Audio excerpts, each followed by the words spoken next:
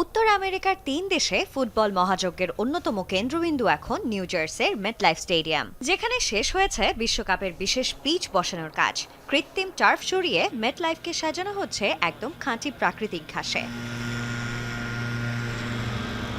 পাহাড় সমান চ্যালেঞ্জ পাড়ি দিয়ে এই ঘাস আনা হয়েছে উত্তর ক্যারোলিনা থেকে। দীর্ঘ ১০ মাস ধরে নিবিড় পর্যবেক্ষণে তাহোমা 31 প্রজাতির বারমুডা ঘাস চাষ করা হয়েছে। এরপর ১৪ ঘন্টার দীর্ঘ সড়ক পথে লরিতে করে আনা হয়েছে ঘাসের বিশাল সব রোল। মাঠে এই রোলগুলো বিছাতে সময় লেগেছে প্রায় ৮ থেকে ১০ ঘন্টা।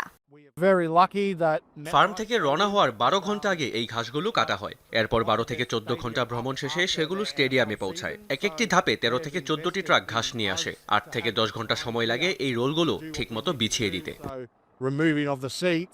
ঘাসগুলো বড় বড় আয়তাকার টুকরো বা রোলে আনা হয়েছে। এই টুকরোগুলো বসানোর পর একটি বিশেষ সেলাই মেশিন দিয়ে সেগুলোকে একে অপরের সঙ্গে জুড়ে দেওয়া হচ্ছে, যাতে কোনো অংশ ফাঁকা না থাকে এবং মাঠ যেন থাকে পুরো এক গালিচার মতো। মাঠ তৈরির এই প্রক্রিয়াটি অত্যন্ত জটিল। ঘাস বসানোর আগে মাটির নিচে ১৮ থেকে ২৪ ইঞ্চি বালুর আস্তরণ দেওয়া হয়েছে। বালুর স্তরের নিচে বসানো হয়েছে অত্যাধুনিক সেচ এবং ড্রেনেজ সিস্টেম। এছাড়া আছে ভ্যাকুয়াম ভেন্টিলেশন প্রযুক্তি, যা অতিরিক্ত বৃষ্টিতেও শুকিয়ে ফেলবে মাঠকে। আগামী ১৩ জুন এই মাঠেই মুখোমুখি হবে ফুটবল পরাশক্তি ব্রাজিল ও মরক্কো। মেটলাইফ স্টেডিয়ামে গ্রুপ পর্ব থেকে ফাইনাল পর্যন্ত অনুষ্ঠিত হবে মোট ৮টি ম্যাচ, যার মধ্যে ১৯ জুলাইয়ের সেই কাঙ্ক্ষিত ফাইনাল একটি।